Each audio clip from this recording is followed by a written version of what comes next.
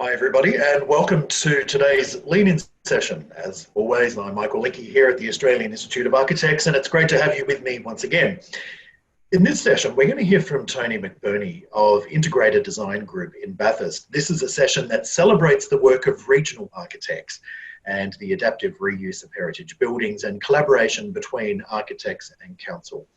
Tony's practice deliberately steps beyond its own comfort zone, and they've undertaken pro bono work in a number of locations, including across Africa and throughout Southeast Asia. This year, Tony's practice completed a fantastic adaptive reuse project, which is the Bathurst Rail Museum for the Bathurst City Council. This is an incredible project which has transformed the historic Railway Institute building into a space that allows people to play, to learn and to explore. It's also featured in the Institute's New South Wales chapter's regional showcase program as well. Don't forget, as always, that the chat box is your friend. If you have any comments or questions for Tony, then pop them in here and I'll go through those with Tony at the end of his presentation. Now, the session is, of course, being recorded, and the recording will be live on our website later on this evening, and I'll put the link into the chat box for that. But while the presentation is recorded, sadly, the slides we can't make available just due to the confidential information related to the work that the council has agreed with Tony, and therefore we can't, sadly, provide those slides to you at this presentation, although you will see them live here. A little bit about Tony. Tony's career began in public service and progressed throughout private industry for corporate, for private and institutional clients. And he's very well known in government circles, and government agencies continually call on Tony to get him to share his expertise. Tony has a real passion as an ex-city dweller to really now help rural communities find good ways into a diversified future, and he joins me now. Tony, great to have you on board, and how are you today? Michael, I'm well, thank you, and it's great to be here. Good to see you, and good to have you on our Lean-In. So, Tony, I'll hand over to you to take this presentation. As always, for all of you online, if you have any questions, hit me up on the chat box and we'll go through them. Tony, over to you. Thank you. Norberg Schultz once said that architecture was the concretization of relationships in space. I guess that quote, which I used in my dissertation 35 years ago, has stayed with me for throughout my career. And our own practice, Integrated Design Group, operates on the basis of living relationships in built form. We see that our architecture is much more than the creation of objects, but is actually about the embodiment of the relationships. First, the relationships that bring buildings into being, the relationships for which the buildings will serve, and indeed the relationships through which the buildings are created. Our practice, just to introduce us very briefly, began on the work of Hunterford at Oatlands, which was a project by Landcom, a joint venture with St Heliers at the time, to bring master planned estates into Western Sydney, effectively, and to use a multi-builder delivery mechanism to create a planned living environment. This actually won the Premier's Award at the time, much to the confusion, perhaps, of much of the architectural press, at least.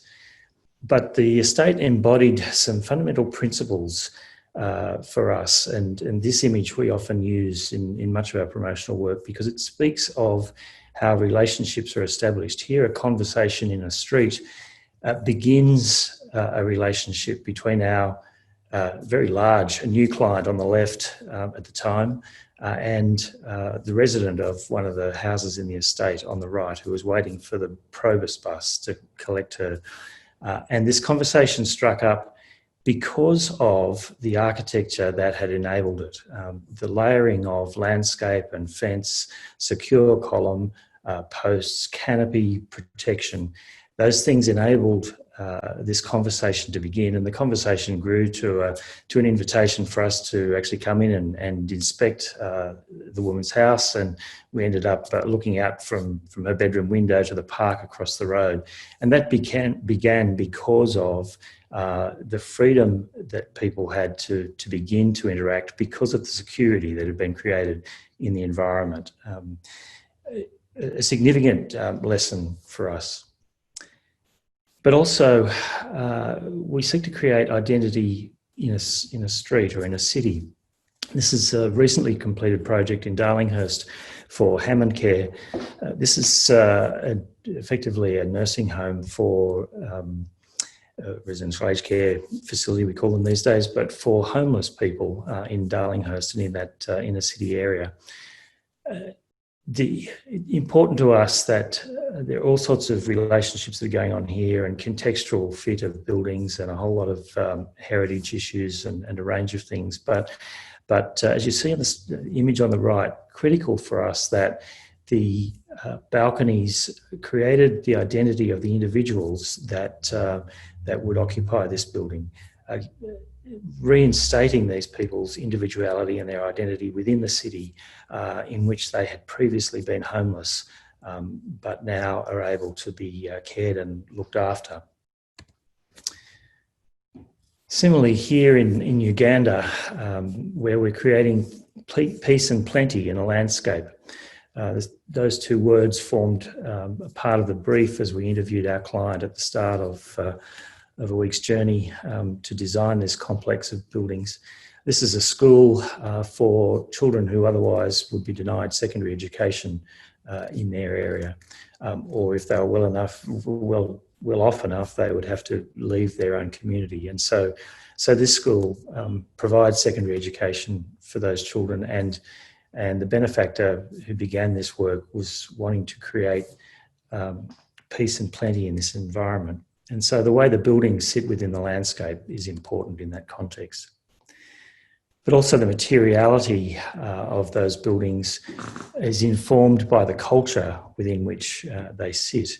And so these are deliberately modern buildings, but they are buildings that pick up on an African culture, African material, and even an African form in terms of people's perception of the kinds of buildings that do different purposes.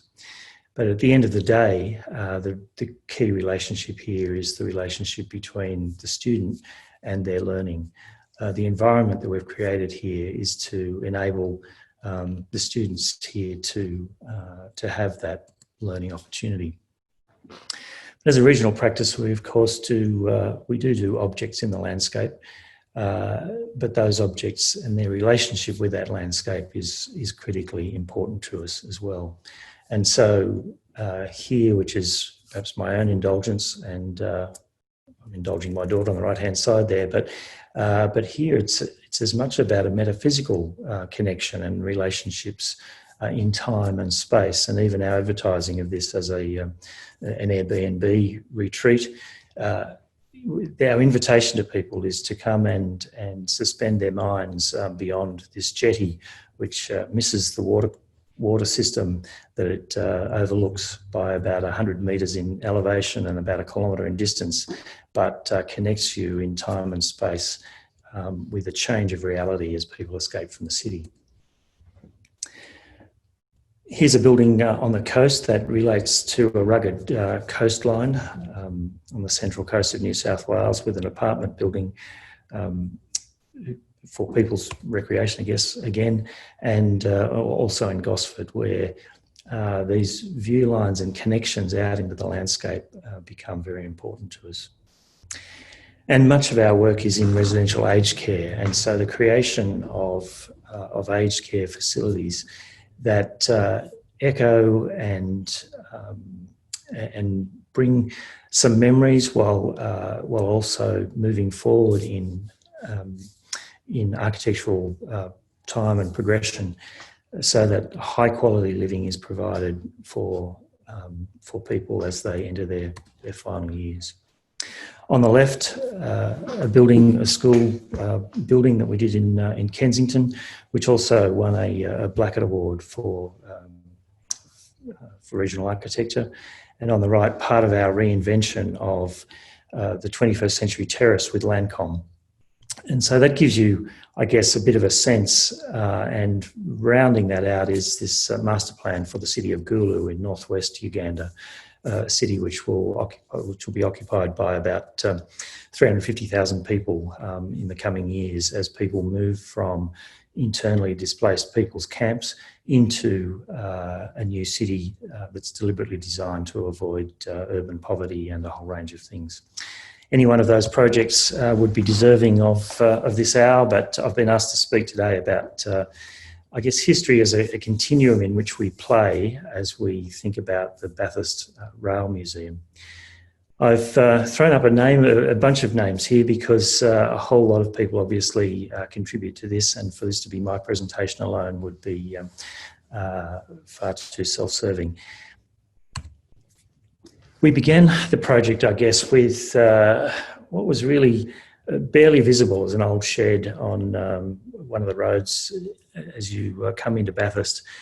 It's an old shed, part of a rail precinct, which actually, as we started to explore it, had great meaning and place.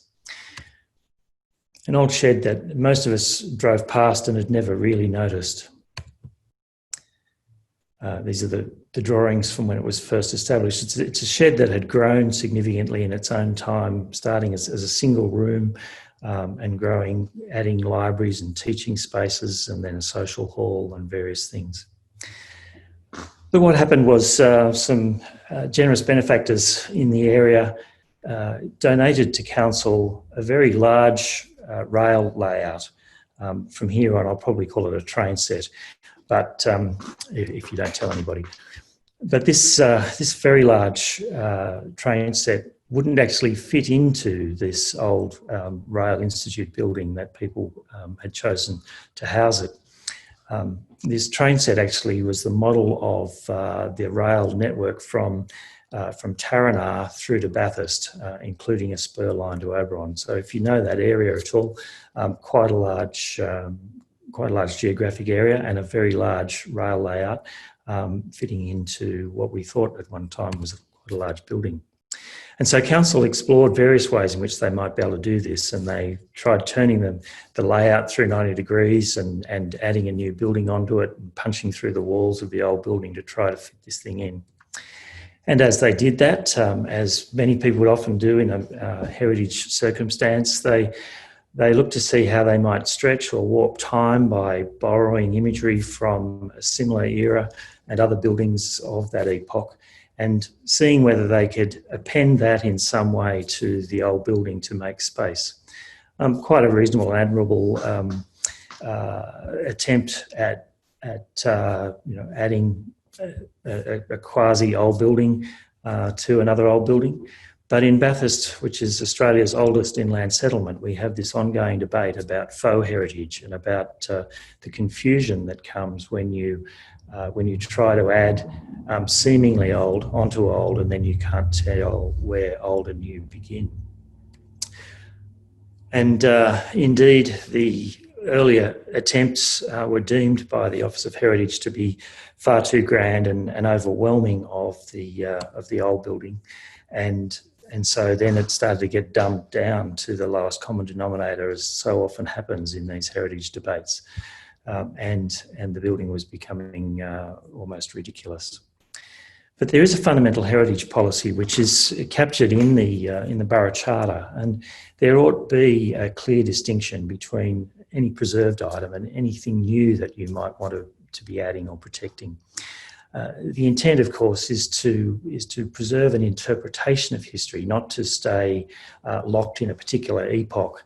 And again, this is a particular problem in Bathurst, where everybody chooses their favourite part of the 200 years of history and believes that that's the only history that belongs in Bathurst. And so we get an awful lot of pseudo-federation things sitting in what was actually an old Georgian town. But for this project, we wanted to take this policy seriously, and so we started to contemplate how we might add and augment this precinct, this rail precinct, in a way that would preserve the primacy of the existing heritage building, but might explore new ways of accommodating what was becoming a quite large program. we started to think about organising ideas as we thought about how we might connect and relate new buildings with old. And so we toyed here with the idea of running a railway line or perhaps a railway platform right through the building, and then using that as an organisational structure. All those sorts of things that we as architects often do. As the project developed, and this is a little later in the process, we contemplated how there might be this sinuous element that would move through the buildings and create something of a songline of the history that we were going to be telling. But we also needed to think about how we were going to get the public to relate to this building, but to relate to it on a regular basis. We need the local people to love this precinct and to come here often and to bring their children regularly, so that the financial viability of the museum could be reinforced. And so, in fact, that we've divided the site so that at least half of it, probably even a little more than 50% of the site, is actually open for public access throughout the opening hours of the museum. So without having to necessarily buy a ticket, you can enjoy the precinct. And the intent is that parents would bring their young children, enjoy the cafe, and then kids would press their faces against the windows of the exhibition and think, oh, I want to go in there, mum, dad, buy a ticket. And that's kind of the way in which the financial viability then starts to stack up. Because we found ourselves as architects working with council even at that case, the business case level. And so then I guess we distilled the extension possibilities down to 4 different ways of approaching. There was the extend the building, which was the approach that council had originally been taking with their engineering department. There was, I guess, our more natural approach as architects was to create separated pavilions and to link new and old in a separated way. We explored in our early days some ways of perhaps overlaying and overlapping a new building form with the existing, or at one point, given the state and status of the existing building, we wondered if we could just put the whole thing in a great big glass box. And there are probably some of us who wish that we'd been able to do that, given what it takes to make the old building suitable for a museum and for archival storage. But the existing building actually was more significant than just its own its own sort of built form and its own built fabric. It actually tells a much bigger story than itself, because it was the anchor piece of about a quarter of the Bathurst community during its heyday. At the kind of pivotal point of this railway precinct, the place where the railway workers learnt their trade, and then the place where they also came and spent their social life. This building was really quite significant. And the project, therefore, we believe, needed to have a more significant relationship with this precinct, both echoing back to the train station itself down there on the bottom right, but also the way it linked to Havana Street and the different approaches to that. And as it penetrates deeper back into the suburb where the people used to live, who were so closely related to this, as well as the tennis courts and adjunct facilities around the site immediately. To get a sense of this story, our consultant team were invested in a lot of research and a lot of public consultation to identify these sort of social stories that would actually make up this museum. Because what began as housing a train set has become now the telling of a story of the impact of rail on inland areas of New South Wales. Almost all communities in New South Wales were connected by train up until about the 1930s, when we began disinvesting in rail and investing instead in private transport. I could get on my soapbox about public investment in private transport rather than in public transport, but I won't take you there today. But this was a story so much bigger than even its site and its precinct, and we needed to gather the parts of that story and figure out how to tell them.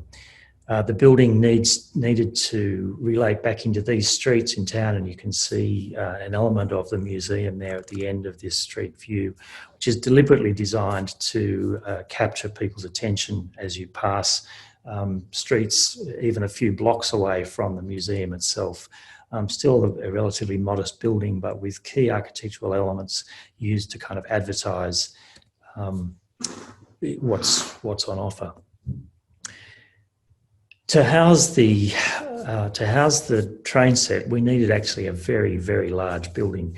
It's larger than a tennis court, and then when we added the other component parts to that, we were getting quite a number of big pieces, and we needed to be able to add these without falling into those usual debates about maximum height of the ridge line of the existing building and all of those things. We needed to create some buildings that would form a backdrop to the old building and enable it to become a pride of place, because in fact the old building is itself one of the key artefacts now of the exhibition.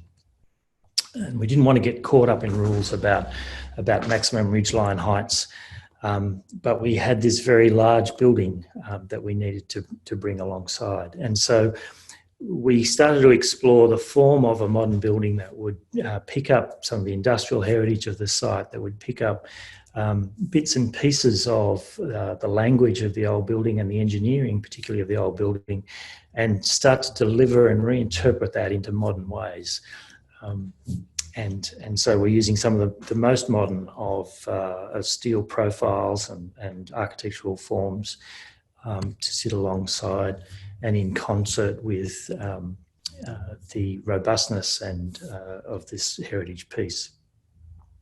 Even the weathershed of the tennis courts in the foreground of this image are a beautiful engineering exercise in their own right.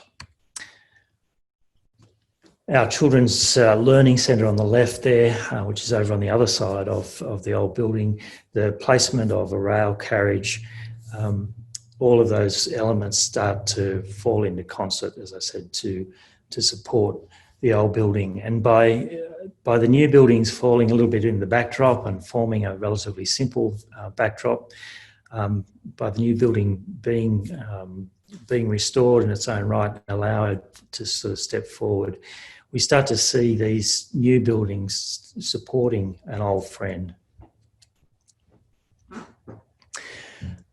And we deliberately avoided restoring the front door into the sort of the front of the old building straight off the footpath.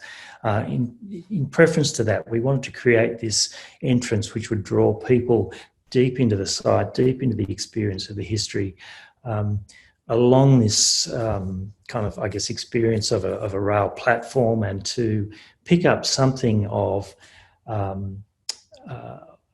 the kind of engineering history and heritage of this sort of rail environment, where they would take small pieces of angle iron and various things and form grand structures. And it just so happened that the rail carriage image on the left needed a little bit of weather protection, and our client sort of said, "Oh, can we provide some canopy for that in some way to protect it a bit from the weather?" And that obviously was red rag to a bull. And so we, as good architects, we took that opportunity and turned it into a grand statement that actually acts as something of a handshake that reaches forward from the precinct and welcomes people, as I said, deep into the site and the history and heritage. We take some opportunity to detail that. We worked with one of the local engineers who began by feeding the data into his computer program that couldn't cope with a curved on one side and straight element on the other, and so it was coming up with some very dumb answers and very inelegant ways of supporting this structure. And so we took the young engineer back to first principles and spoke about how the different forces might balance one another, and we conceived and restored the elegance that we'd been seeking for this glass roof canopy. And then the steel fabricator got involved to figure out how he was going to fit it all on a truck. I guess one of our moments of great delight was when the children's play area was being road tested, I guess, by a group of 4 to 8 year olds who were our 4 to 8 year olds were our target audience for the viability of this whole complex. These are the people who we really want to see come along, and we want to see them bring their parents so they can all grab a cup of coffee and then tour the exhibition, learn about their community. At the centre of this children's learning space is the largest Brio set in the Southern Hemisphere, and Bathurst now is very proud owners of this item, and it is the feature of this children's space. But when the 7-year-old was overheard to say, "I could live here," then we knew we'd got something just about right. And we tried to create some architectural spaces as well, because we're on this bit of a mission to try to convince some more young children to become architects. It's always a disconcerting visit when we travel to Africa and we do all of our architectural best to create these great schools for children in Africa, and you ask them, what would you like to be when you grow up? And they say, oh, I want to be a doctor or a pilot or all those other things. And you kind of go, well, would you like to be an architect? Well, in this particular building, we tried to create a few interesting and dramatic spaces. So perhaps a 5-year-old can stand here and look up and kind of go, gee, I'd like to be an architect. But to be an architect, as we've said before, is actually about understanding relationships. And so I thought I'd share with you here some of the early bubble diagrams. These diagrams were actually a part of a working session with our client as we were trying to understand the operation of this facility and how it was going to serve their purposes. And so we took them through the sort of the architectural mind mapping exercise and all of its messiness as we worked from the diagram on the left that was sort of created on the run on the iPad on a large screen in the meeting, and progressively was rationalised into the diagram on the right as we figured out the various component parts of their brief and their program and worked those through into a sensible logical order with not only an operational connection for those who were responsible for this facility, but also movement through the building and through the exhibition for those who would be enjoying the exhibition and being the paying customers in due course. And this then obviously gets applied and rationalised to some building form. And I spoke here about the public elements in the front, 50% of the site, and the ticketed elements at the back, and some very key interfaces between those to invite people from one into the other. But also some very large spaces so that when a busload of primary school kids arrives, there are some breakout areas on one of the old tennis courts where they can not only experience some of that sort of social environment of the exhibition, but also just break out and run wild for lunch, particularly if they've been on a bus for the last 3 hours coming up from Sydney.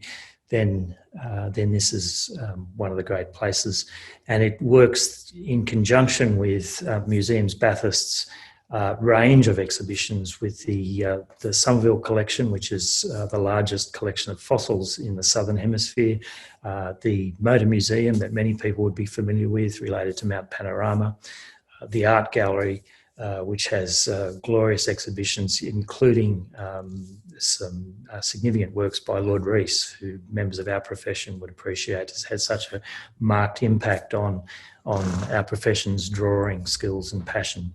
And so Museums Bathurst, as custodians of all of these things, operates a collection of museums, of which this is now its most recent, and visits to this place working in cohort with visits to their other museums.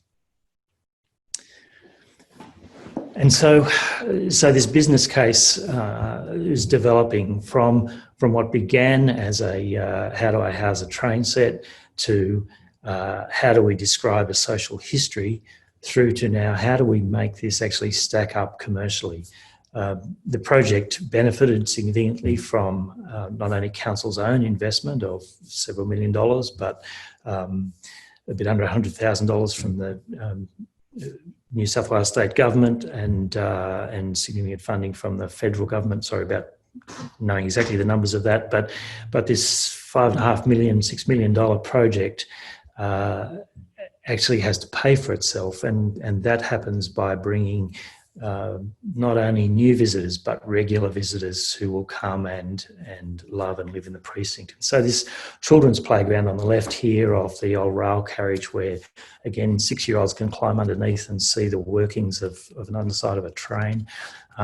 Their mums and dads and carers can be sitting at the cafe at the refreshment rooms in the distance there, overlooking them, strategically facing north.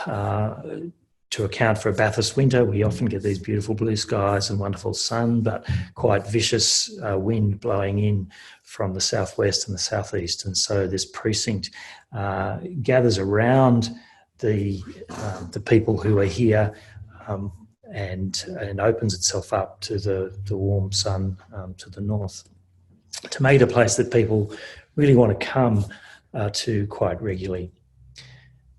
Theming the new elements, but avoiding pastiche of sort of copies. And so this, I've already spoken about this canopy, but it seeks to celebrate some of that engineering history and heritage, and various different other parts of memorabilia and adaptive reuse all work together to create an exciting and dynamic place to be, with just interesting and fun details, and parts of the new building deferring to significant parts of the old, so that they again work together to create this experience. Part of the exhibition space within the existing building, and you can see here that again the engineering of this building on display, as this building was extended through its own previous operational life. You can see at one point an engineer's coming with a great big steel beam to span across a new opening between an old building and new, and then those wonderful trusses in the background, the next part of the building where the timber trusses and their cross braces come down and engage with the posts in a self-bracing way, so that the building has some lateral stability. I guess a portalisation really of what's otherwise a trussed roof. And so just delightful and wonderful engineering details, as well as the expression of the stud frame of the walls that were never lined, because this building never enjoyed that level of investment. And so in this process, all of the wall cladding was removed. We added insulation back on to that exposed frame, and then resheeted the building in its old original sheeting to reinstate it to its normal and natural form, so that we've now got an insulated building that into which we can control the environment somewhat. However, we did make the, I think, right decision quite early on to house all of the archivally significant elements within the new buildings, where we could manage climate control in a much more efficient and effective way, and allow the old building to not be impacted too greatly by those needs. And so this old building has been restored to be adaptable as a public space, as it's always been. This used to be a dance floor for Wednesday night dances in Bathurst, and so you can now hire this space again to have your 21st birthday party or your dance or your conference, and the souvenir shop and stuff will pack away into the corner, and you can use the space. This area will be used for temporary exhibitions and all of those sorts of things. And so that all of that relieves the pressure on the fabric of the existing building. And I guess as architects operating here now in Bathurst for over 20 years, we're very keen to try to set a pattern of a way in which we can live and adapt and grow Australia's oldest inland settlement. It's been said by others that Bathurst is very proud of its heritage, but afraid to make any more. Because we're caught in that dilemma of the responsibility of preserving the 1,000 heritage items that we have of built form in this town, but being able to update and upgrade and add to those in such a way that we celebrate and recognise the old, but we continue to create new heritage. Titled this history as a continuum in which we play, and I think we need to think of heritage in terms of it being a continuum and not just a particular point in some time years back. And Bathurst is a particularly strong example of that, because unlike many places that may have developed in a 20 or 30 year epoch, and perhaps Orange is a bit more like that as a federation, as a town developed in the Federation era, it sort of came with one gold rush and established much of the fabric of the town all in one period. But Bathurst has not been like that. And it actually took me 5 or more years to come to terms with Bathurst and its strange ad hoc collection of all sorts of strange things, cheek by jowl. Our own house is a 150-year-old terrace, but it stands on its own rather than a row of terraces. And right next door to it is a very modest 1970s dental practice. Across the road is, small workers' cottages, and there's this cacophony of different architectural styles and periods and scale and form typifies Bathurst. Many people see Bathurst and they think Bathurst red brick, but in fact, every piece of building technology of 200 years plus has all been applied in Bathurst at some point in its progressive history, because Bathurst has just grown steadily throughout those 200 years. And so we have a bit of everything, both in terms of town planning and urban design, and also particularly in terms of architectural form. And so our mission, I guess, as architects is to understand how to operate in that environment. And this complex, we believe, is an exemplar of how new and old can work together in that way. We have obviously a commitment to quality, and our commitment to this project is in some ways fades into insignificance compared to the commitment of the council staff, who managed to take this gift to the community to uncover a social history and then to build a business case and to put their hands deep into the pockets of government to create this place. As I said, extraordinary commitment, and with a recognition that for this to work, they needed to create a place of quality. And I think during the briefing, the expectation was that the business case would stack up if there were about 8,000 visitors per year. And I think that number's gone up a little bit as the budget has also increased through this sort of commitment to quality. In the first 2 weeks of the museum being open, the museum attracted 1,000 visitors each week. So that's 2,000 of the 8,000 required in a year.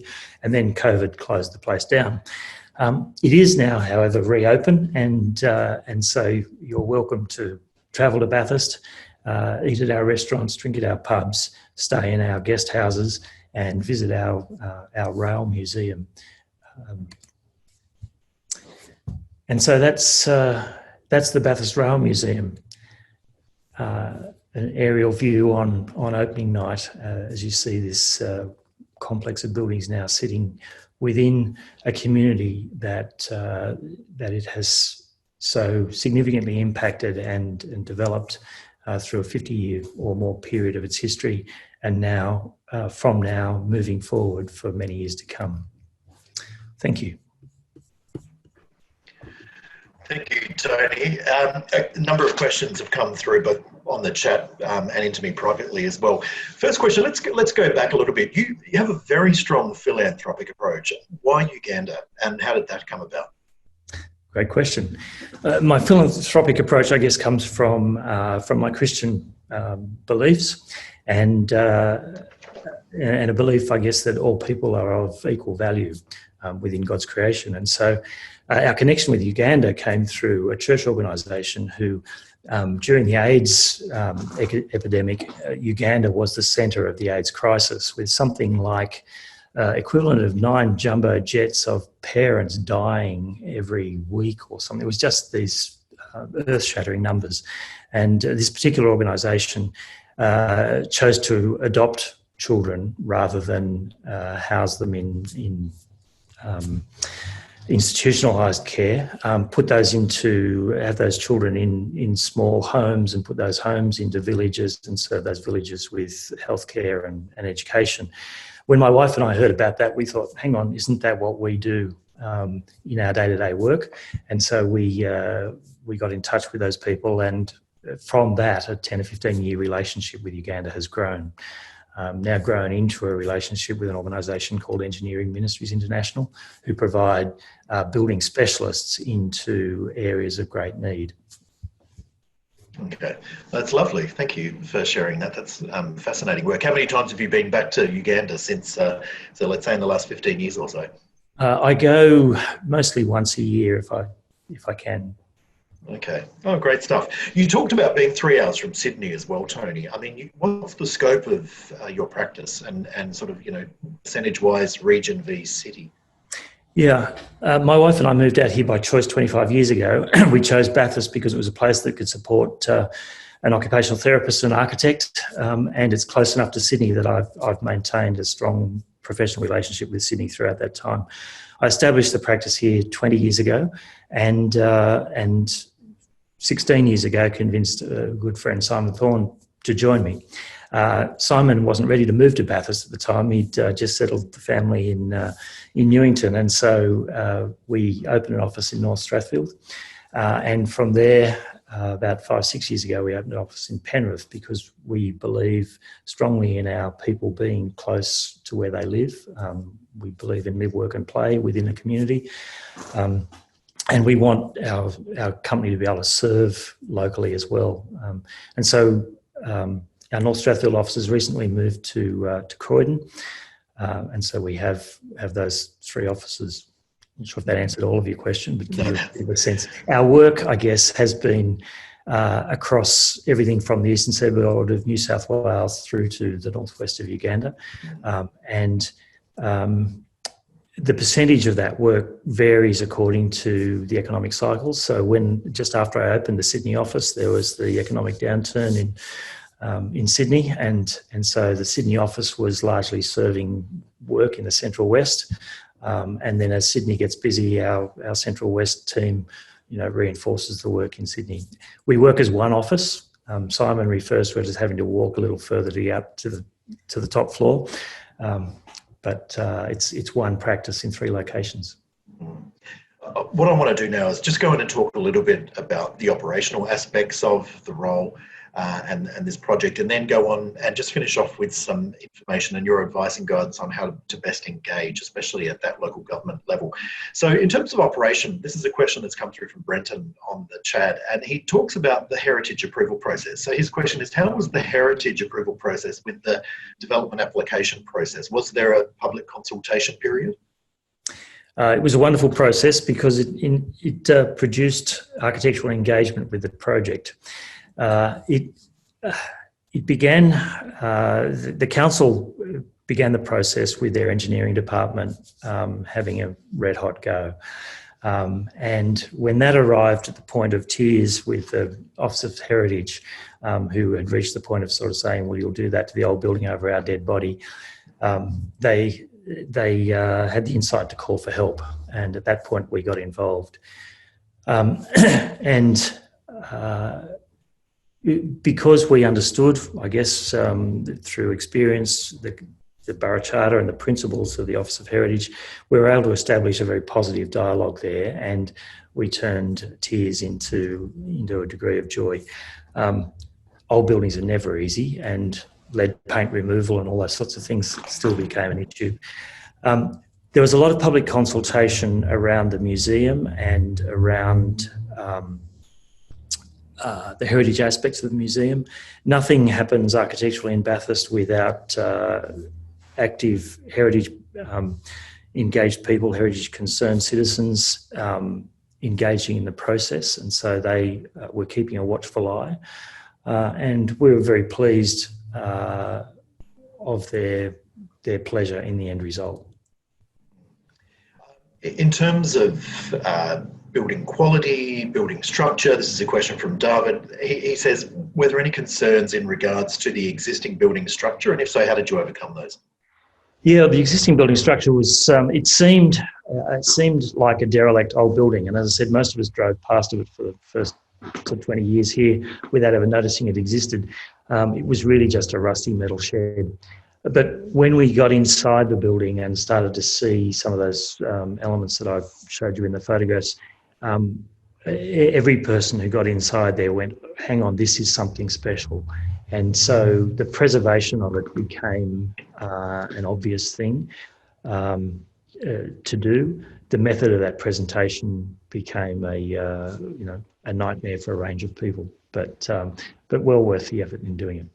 Okay, great stuff. Now, look, we're in the middle of a pandemic, especially here in Melbourne. It seems to be getting worse every day. We know that money out there in terms of clients, it can sometimes be a little bit scarce, and increasingly so, which is a great concern. But we know that local government still has money. We know that state and federal government still seems to be flush with cash. What would be, and this is an interesting one and a question I've had on email from a couple of people on this, what's the best way, your advice, Tony, from your experience, which is fantastic, about how to best engage and collaborate with councils? What's your advice on how to have a productive relationship? I think productive relationships between architects and their clients develop when the architect understands the client's concerns. Whether we're doing affordable housing in Western Sydney with project builders, whether we're doing public projects with public authorities, whether we're doing projects with institutional people, or indeed ones that are funded by generous benefactors from around the world. We need to understand the critical touch points and the points at which the project becomes real and achievable for our clients and our end users.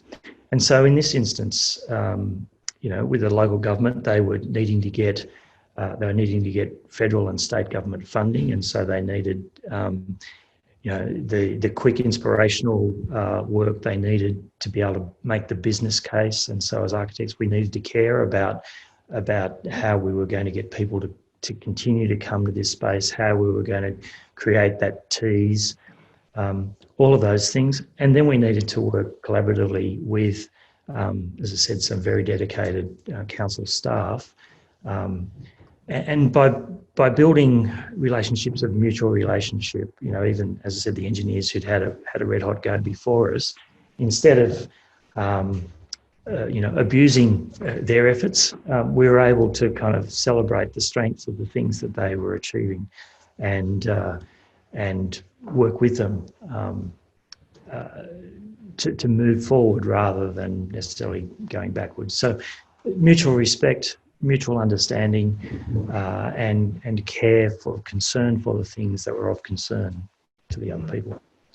In terms of working city v region, true, in terms of time to build relationships, I think it's a little bit slower in Bathurst than they say are in Sydney in terms of client expectations. Do you feel more blessed to be able to work with a council that might not be so constricted by time constraints in regional v city setting?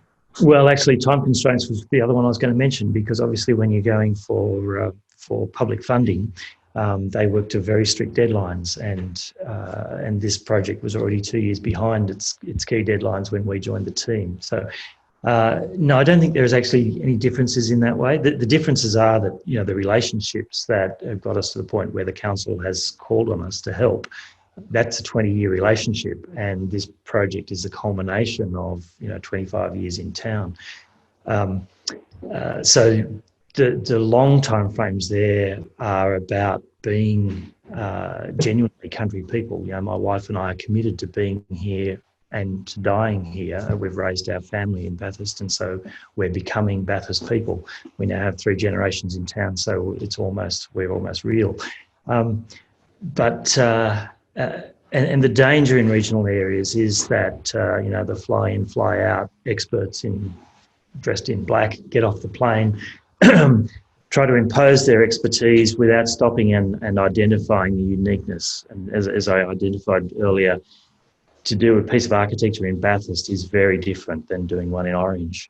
And you've actually got to spend enough time to understand those differences. And I think that's the time question, is the time to actually get to know and to put aside one's own presumptions. So when we do this we fly to Uganda and I take a new member of our staff with me, and we get off the plane in Entebbe and we get on the bus, and that's not when you relax. From my point of view, that's when you start observing every piece of building and every piece of culture that you can capture in the next 24 hours before you start working on the building program, to understand the culture and the context in which you've landed, and to see what does a school building look like compared to what does an office building look like compared to what is a house, so that you can pick up on those cues and start to deliver that back into what you produce for them.